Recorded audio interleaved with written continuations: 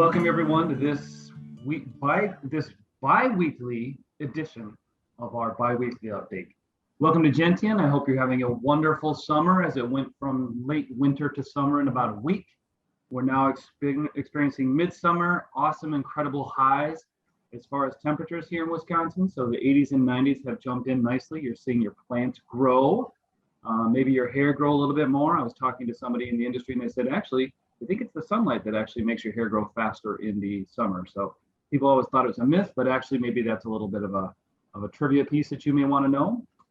One thing we'll start today is by going big. So beginning gratitude. Today, I'm grateful for the end of school tomorrow, that my daughter's made it through another year of school. They're doing testing now as well. And it's always interesting. My youngest daughter's in middle school, so there's really no tests. They kind of basically watch movies and occupy time. My oldest daughter has tests right until the very last hour of tomorrow's half day. So it's just interesting to watch the two dichotomies of the two. So my oldest is 15, my youngest is 12. Ninth grade and sixth grade is where they are. They'll be graduating those grades this year, which is my gratitude as well. How about I'll pass it over to Ken. How about your gratitude today? Yeah, absolutely, Chris. Yeah, my kids are last day of school tomorrow as well. It's gonna be fantastic. Kicks the summer off. We walk around the neighborhood blasting "School's out for summer." So it's a lot of fun. My gratitude really today is going back to those who are able to join us at the Jazz in the Park, those events. You guys, it really means so much to us having you come out there. It's learning more about your stories, hearing stories. I've learned how to cook a prime rib properly now from Steve. You know who you are. Thank you very much. I just really enjoy that time with you all, and I look forward to more and more in the future with all of you as well. Awesome. Thank you, Ken. How about yourself, Zach? Yeah, thanks, Chris. It was about a week and a half ago, but a very special weekend. All the time for me and our family is Memorial Day weekend. We always watch the National Memorial Day service together, just as a great reminder of everything our country went through and continues to go through. And the quote at the end actually really struck me and has continued to stick with me over the last week. And it was really, let us not focus on what temporarily divides us, but rather what permanently unites us. And it was just an incredible saying that how hard would that have been for any of our current leaders or previous leaders to say that anytime over the last year.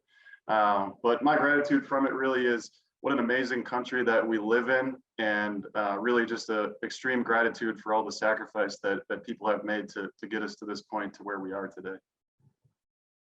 Thank you very much, Zach. That's absolutely awesome. That's absolutely awesome. I appreciate that as well. And I want to appreciate all of you who have served us, our country, and kept us safe here. We appreciate that. We appreciate the fact that we're able to do this call in the safety of our own country with very minimal risk and worry of invasion. So again, thank you. You have made our lives better and better, and we want to express our gratitude to you on that as well. I want to then turn over today for the housekeeping, if you will, to Angie Zilka. She's a wonderful member of our team. Many of you have talked to her. And today, I'm going to let her bring you what's happening and that you should know about. Thank you, Chris. Good morning, everyone. Just going to run through a couple housekeeping items. As a reminder, this afternoon, our office will have limited availability as we focus on our professional development here in-house.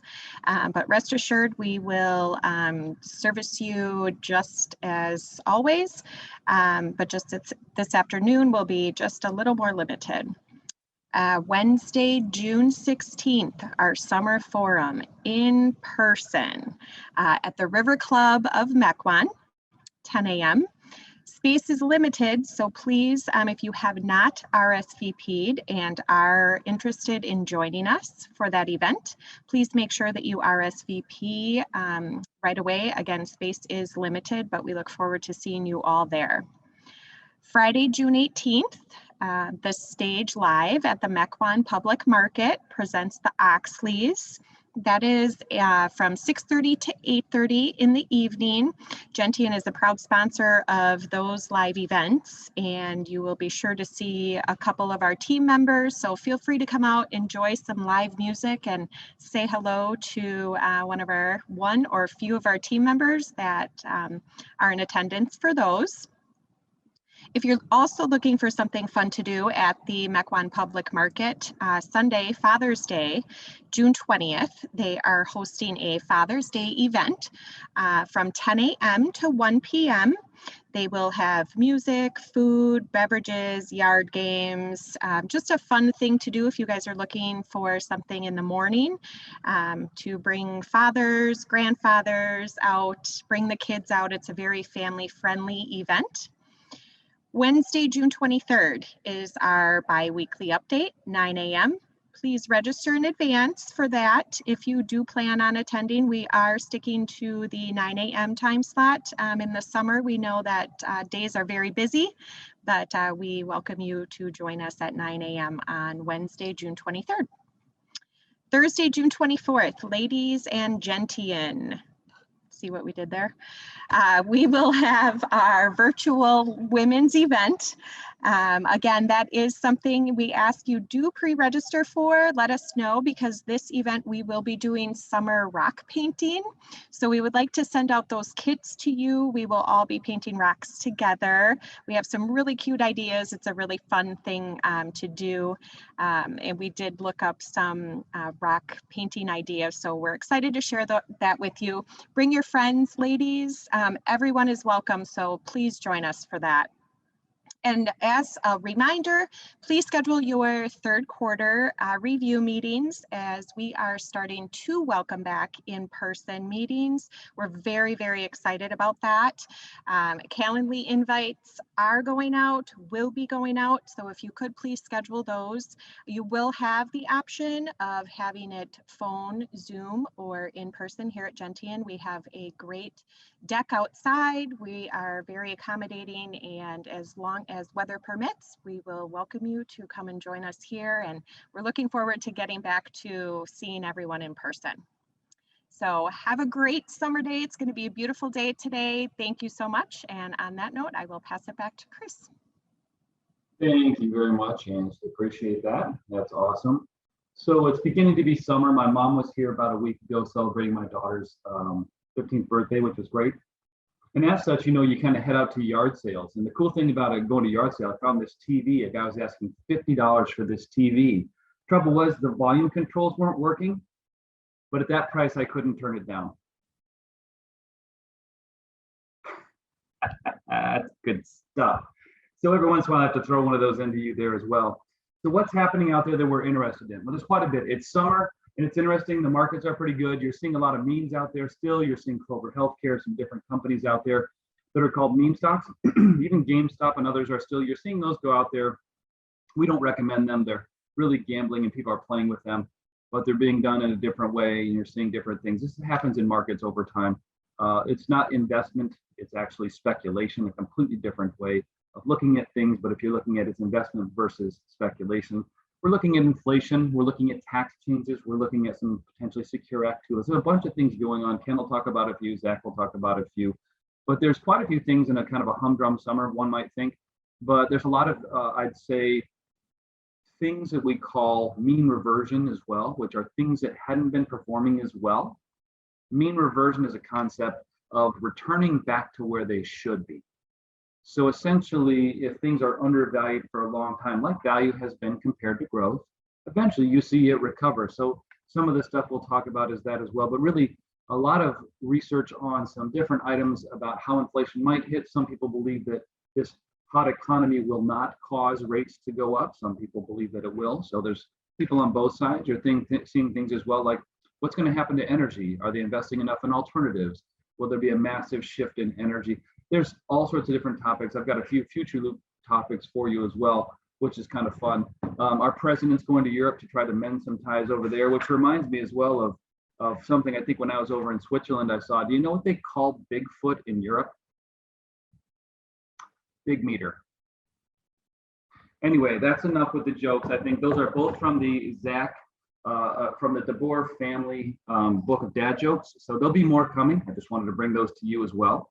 Those are kind of fun as we go through. I think my topic this week is, for my part of it, which I'll talk about a little more in detail just after Zach, is going to be coming up here, really looking at a couple of different items that we can do to work in community. You've seen a lot of what we're doing is working on community. Remember, we believe that care starts with yourself, then with your family, then with your work, and then to the community. So we're in that process with ourselves. So you see us supporting some things in the community maybe you haven't heard before.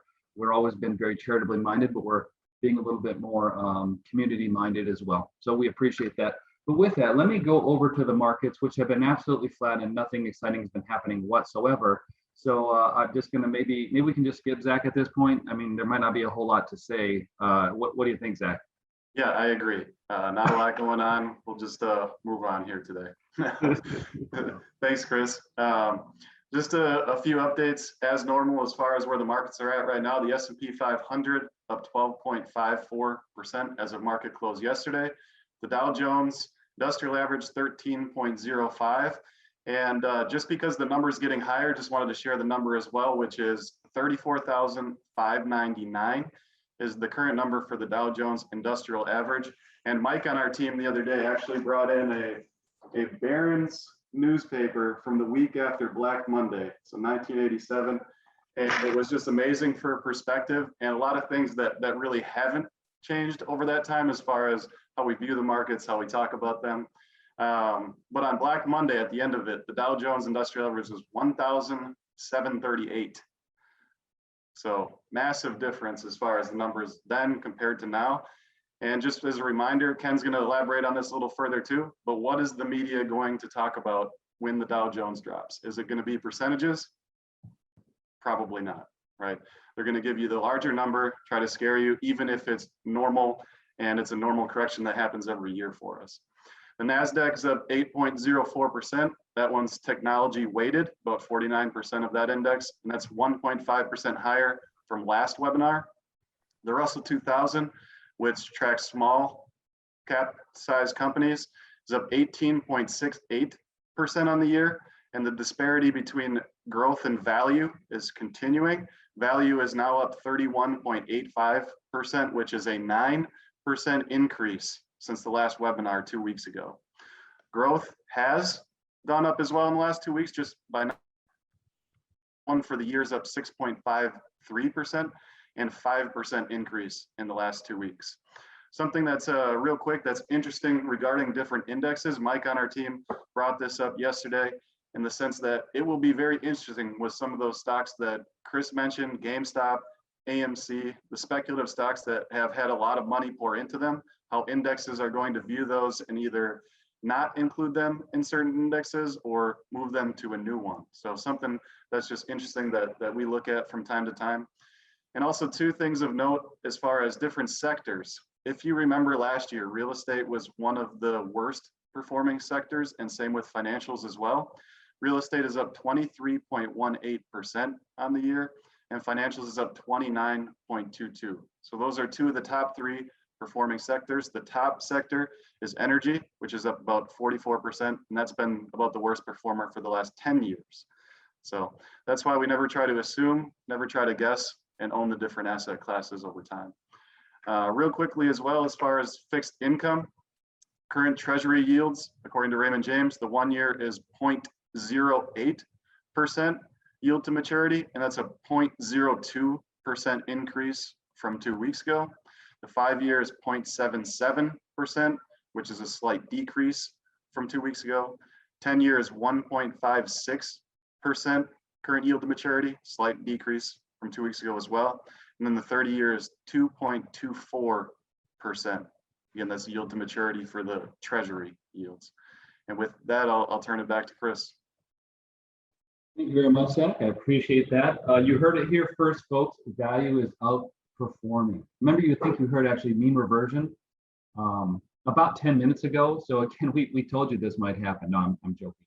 These are the things we look at. We look for the timeless topics that are important. So there's a lot of people out there, and this happens.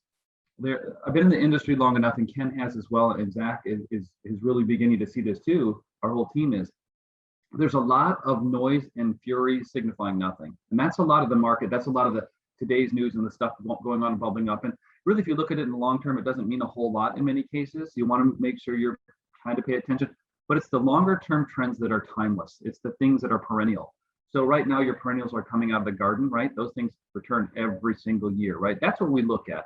Those are the things that are going to help you retire truly. It's not going to be the annuals and the things you plant that die out every year you have to replant, right? That's not the long term. So when we look at this, we look toward those bigger long-term trends, and people really can benefit, we believe, from looking out over a long-term plan and sticking to it, because that is perennial with adjustments. So thank you, Zach. That's outstanding. We do know that the real estate, the value stocks, talking recently to a couple of Sage Nobel Prize winners, is that they can run for 5, 6, 7, 8, 10 years. Matter of fact, they can also be out of favor for 5 or 6 or 7, 8 or 10 years. So in your portfolios, they're designed on purpose to have both growth and value, not to be in an index that becomes bloated in exactly what doesn't perform well when it shifts from growth to value. So there's a big, big reason for that. And we don't often go over that. We skim over it sometimes, but I know that they've been working on it heavily. Ken, Zach, Peter, let's also call it Ryan, and Mike have been doing a wonderful, wonderful job of that. So I just wanted to bring that to your attention as well. Sometimes we skip over that because we look at it every day. We just want to bring your attention to some of those from time to time as well. Ken, how about yourself? Do you have anything to report today that is super important? I know you've got some great planning tips and different items for us today. Yeah, absolutely. I appreciate that, Chris. Thank you very much. Yeah. So my daughter wanted me to share a joke. Chris shared a few of them already. The joke is, what do frogs drink in the hot summer days of summer? They drink Coca-Cola. Oh, that's awesome. On that note, so when you look at your statements, you look at where the markets are. Again, this is the time that you are being rewarded for being an equity investor. I've heard from some other people that the markets are high. They are because we've never been this high before. It's hitting all-time high, so it's going to happen and it's going to feel a certain way. Some say it's too good to be true. This is the reward, you guys. This is the reward for being an equity investor. So enjoy opening up your statements. Enjoy the ride, that you are going on right now. Your investments are doing what they should be doing right now. So again, remember the Dow Jones, like Zach mentioned, is at around 34,000. Now think about this. Every single year, a reversion back to the mean of volatility that Chris mentioned is around somewhere between 10 and 15% throughout the year. Okay, that's a very normalized reversion back to the mean type of volatility. Now think about this, 10 to 15%, that's somewhere between 3,500 and 4,000, or actually 5,000 points on the Dow Jones. Think about that. The Dow Jones, like Zach just mentioned, was 1,078 after Black Monday. After 2009, it was around 6,000. I'm generalizing there, but think about this. The point drop that is very normal on the Dow Jones right now is somewhere between 35 and 5,000 points. And so the headlines are going to read, biggest Dow drop in history. It's going to be dramatic. It's going to be that way. And so just be prepared for that. It's a very normalized thing. The numbers are getting bigger. And so that's something just to be aware of as well. A piece I want to talk about today is inflation. I'd like to talk about Secure Act 2.0 that's being proposed by Congress right now.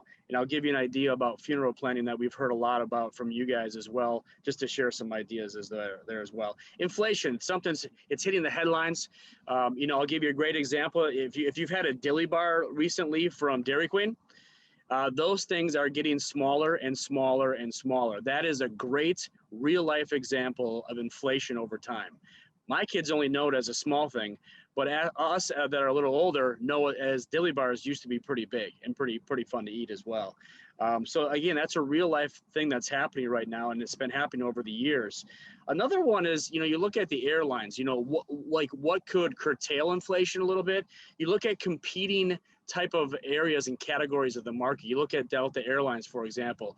People are getting back to traveling more. People are walking more confidently in the world right now because of vaccines and just their beliefs and things of that nature. You're going to see prices of airlines probably rise a little bit because of this. But if they rise too much and businesses and people don't want to travel as much to see people, guess what they're going to resort back to? They're going to resort back to what we're on right now, Zoom. because that's fairly inexpensive to do and you're still able to connect. So again, there are things that are going to cause inflation, but there are also things that are going to curtail inflation as well. So it's going to be interesting to see what happens here with inflation, but we're ready for it. Your portfolio is ready for it. We're ready for it. We have a keen eye on all this. And it's one of the things we talk about quite a bit on our team as far as your money and your investments go. So another piece that's out there, you might have heard of this one, Secure Act 2.0.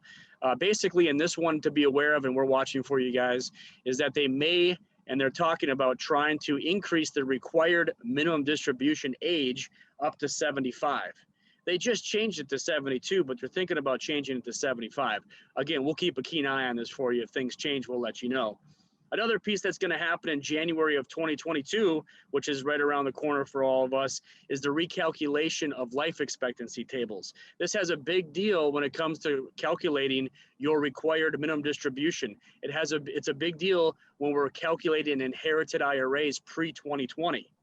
So this is something, again, we're on it for you. We understand it very well, and we'll communicate what those new numbers will be for you as well. Funeral planning, this is one that's not very fun to talk about, but it's inevitable for all of us. And there's different ways to help you think about this and help guide you. You know, there's straightaway life insurance policies that you may have or may not have. There's also going directly to the funeral, you know, the funeral parlor itself, basically, to do almost prepay, if you will, if you know where you like to have your service. There's also irrevocable life insurance trust that you can use through, you know, funeral homes as well. So there's 4 or 5 different ways to structure these ideas. Some of you have done this already. Some of you are thinking about it. That's why I bring that up to you. So again, we're here for you. We have a great network of clients that have already been through this. So we can also help you and guide you on whatever you feel is best for you and your family and whatever your wishes are. So with that being said, I will hand it back over to Chris Doty. Awesome. Thank you, Ken. I'm going to hand it right back. I'm just joking. I'm messing with that. That's kind of funny. I'll keep going. No, it's kind of funny when Ken was talking about the funeral process. They're talking about, you know, when you pass away. One time I had one of my clients say this. Actually, it was one of my estate planning attorneys. We were having a meeting and he goes, you know, when your will expires. I had to think for a minute. Like, that's a very kind way of saying end of life. So when your will matures, I've heard 3 or 4 different ways. So you can come up with a few different ones about that as well, but it's not the most fun, but it's super important, especially if you're concerned, like many of you are, with planning for your loved ones as well. So there's something I want to do as well. I've been reading a book called Love Your Enemies. It's actually quite a good book. And inside of it, it gave me a really good, and let me just pull up a quick passage here from it. It was really interesting, but it said, researchers have found that the majority of Republicans and Democrats today suffer from a level of motive attribution asymmetry that is comparable to that of the Palestinians and Israelis. In both cases, the two sides think that they are driven by benevolence, while the other side is evil and motivated by hate. Think about that. This book, Love Your Enemies, it's a great book in the sense of, you know, is it really the right way to look at it, or we actually have way more in common than we think? But it's interesting. So it goes further to say, therefore, neither side will negotiate or compromise. As a result, the authors found that political conflict between American Democrats and Republicans is ethno-religious conflict between Israelis and Palestinians seems intractable, despite both the availability of reasonable compromise solution in both cases. Didn't we see that reasonably in the Gaza Strip and all the issues that occurred recently, plus the bigger war that happened, which was the election? So again, I make some light of that, but it's interesting to see that this is many, many cases. People think that they're very benevolent, believe the other side's motivated by hate, when the other side believes they're benevolent and the other side is motivated by hate. So one thing you got to take a look at is maybe it's worth flipping the script and going, you know what? Maybe we both have a good intention. Let's get together and talk about this. Anyway, that's just a piece I read this morning and wanted to share with you. Read it last night and wanted to share with you today. There's another piece here I wanted to go through, but I actually had one more thing here. I'm going to be a little bit eclectic today. I don't know if many of you know, but I like taking pictures. And as I'm getting older, my wife says, you know, I can tell you're getting older, Chris, because your photo roll is basically flowers, birds, sunsets. And I go, well, what does that have to do with anything? Anyway, this is a picture of my snow iris. You probably can't see it very well. If you could, it'd be very, very nice. But it's a snow iris that is just blooming in our backyard. It's so much fun to see these things. And I tend to snap pictures of those now, put them up in a frame, and people go, man, where'd you get that? I go, it's in my backyard. But it was kind of funny as we go through. So there's one more thing, as Ken was talking a little bit here, and I'm not going to read the whole thing, but it was a really interesting kind of a piece that I heard here.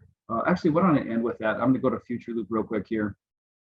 Future Loop, relativity. So for the things that are happening every single day, if you want to have hope, we're hope brokers. Ours is to provide you with hope that's going on, because we know the world isn't probably going to do that with the news media. But Relativity is a company that we talked about a year or two ago that was 3D printing rockets to send into space. Relativity Space raised $650 million from Fidelity and other 3D to basically build 3D printed SpaceX competitors. So essentially, they're trying to compete with SpaceX by 3D printing rather than by just trying to make a rocket that's less and less expensive, that's reusable.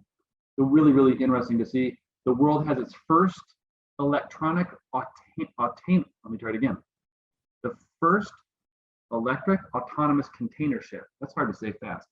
But the world now has a ship that's autonomous and electric as well to ship containers around, which is a massive part for the human beings. Norway also put together robotics firm to develop underwater 3D printing, which is kind of an amazing thing because it can print cables and things undersea. It is absolutely phenomenal as well.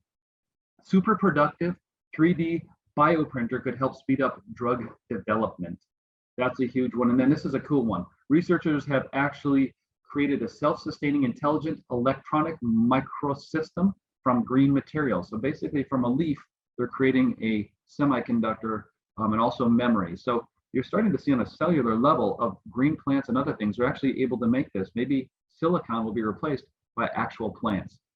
I think in my bigger theory, it's been that more and more of what they're doing in technology is just getting closer to the human animal. So you're going to find some very incredible developments as well. A new artificial intelligence tool could speed up diagnosis of cardiovascular disease. I say, great, let's get it going. You're also finding a lot more things being fast-tracked through the FDA. They're talking about how can we get these new technologies usable rather than the normal 21 years, which is crazy. Researchers create a new optical biosensor to detect cancer that will float around in your cells, and if it detects it, tells you what it is early enough that you can not only get rid of it, you can attack it immediately by changing diet to more ketogenic and getting rid of sugars and fat, or getting rid of sugars and flours and things your body doesn't want as well. There's a new, this is a good one too. You guys all like Star Trek? The new space propulsion system has been coming up from scientists in the Australian National University. They're looking to find a place to propel us to infinity and beyond. They think they found that as well. And then the last one here is on the moon, they're looking at the Hadron Collider. If any of you know what that is, that's a particle collider. On the moon could create 1,000 times more energy than CERN, our latest one as well, which would be massive. So that's for those science geeks, which I was in school, so I really much appreciated that one. Another one as well is crews can now operate driverless cars with passengers in California. So thought that was kind of cool. There's a whole bunch more, but there's some really, really cool pieces in there as well. And if you may, I want to kind of end on this this piece. And I'd seen it, but I hadn't really paid as much attention to it recently. It's something that I was reminded of recently. But I think with the topic Ken was talking about, it's a life message from George Carlin. So of course, he's one of the most eloquent philosophers in life. And if you ever followed George Carlin, I used to be able to watch him on the HBO specials, and he said bad words. Remember that? Like, whoa, what was that word? I learned a couple bad words from him, and I don't think I was supposed to be watching as a kid when I was like 18 or 19. I'm joking. But as you go through, George Carlin, our great American philosopher, had said this. So he had a life message. It was wonder. His wife had recently passed away. It was around September 11th. And this kind of applies today. I won't read the whole thing, but let me give you a couple of pieces here. So the paradox of our time in history is that we have taller buildings, but shorter tempers. Wider freeways, but narrower viewpoints. We spend more, but have less. We buy more, but enjoy less. We have bigger houses and smaller families, more conveniences, but less time. We have more degrees, but less sense. More knowledge, but less judgment. More expert, yet more problems. More medicine, but less wellness. This continues on for several paragraphs. We drink too much, smoke too much, spend too recklessly, laugh too little, drive too fast, get too angry, stay up too late, get too tired, or get up too tired, read too little, watch too much TV, and pray too seldom. We have multiplied our possessions but reduced our values. We talk too much, We love too seldom. We hate too often. There's more. It continues on here. I'll read this. How to stay young later on in this. Throw out non-essential numbers. This includes age, weight, height. Let the doctor worry about them. That's what you pay him or her for anyway. This is, again, his advice on staying young. Keep only cheerful friends. The grouches pull you down. We've talked about before. Be careful who you hang out with. Keep learning. Learn about more about the computer, crafts, gardening, whatever. Never let the brain idle. An idle mind is the devil's workshop, and the devil's name is Alzheimer's. Enjoy the simple things. Laugh often, long, and loud. Laugh until you gasp for breath. The tears happen. Endure, grieve, and move on. The only person who is with us our entire life is ourselves. Be kind. Be alive while you're alive. Surround yourself with what you love, whether it's family, pets, keepsakes, music, plants, hobbies, whatever. Your home is your refuge. Cherish your health. If it is good, preserve it. If it is unstable, improve it. If it is beyond what you can improve, get help. Number 9, 2 left here. Don't take guilt trips. Take a trip to the mall, to the next county, to a foreign country, but not to where the guilt is. I like that. Do not take guilt trips. Everybody's taking vacations now. Don't take a guilt trip. Last one is tell people you love them, or tell people that you love them at every opportunity. And always remember, this is a great quote to end. Life is not measured by the number of breaths we take, but by the moments that take our breath away. George Carlin. I've read it before, it gives me chills.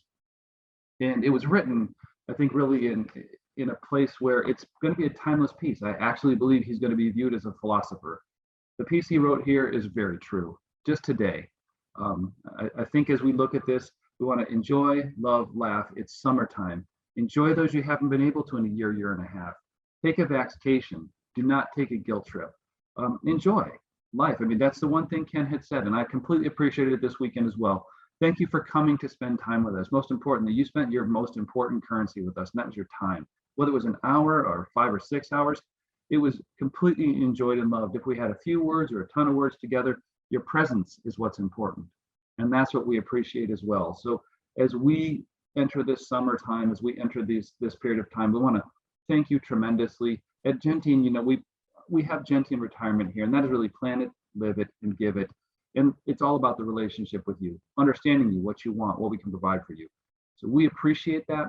We appreciate the fact that you've planned retirement with us or are planning it, that you're living retirement with us or are presently living it. And if you're looking to give it away, I've got more than I'm going to need. How can I give that?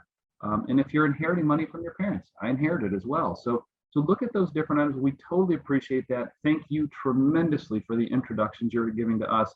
Remember years ago, I said and committed to say, I'm going to spend 100% of my time on our clients. And if they introduce people to us, we'll have a really good relationship. And guess what you've done? You've held up your end of the bargain, and you continue to do so. And I want to thank you for that. Our end is to still spend all of our time with and on you. And thank you again for the introductions. With that, have a great 2 weeks here. I want to thank you from our entire team. Stay safe, stay happy, and more importantly, take some sort of a trip. Enjoy it, not a guilt trip, even if it's down the way. Get out, enjoy the earth, enjoy the outside. With that, thank you very much. Have a great one.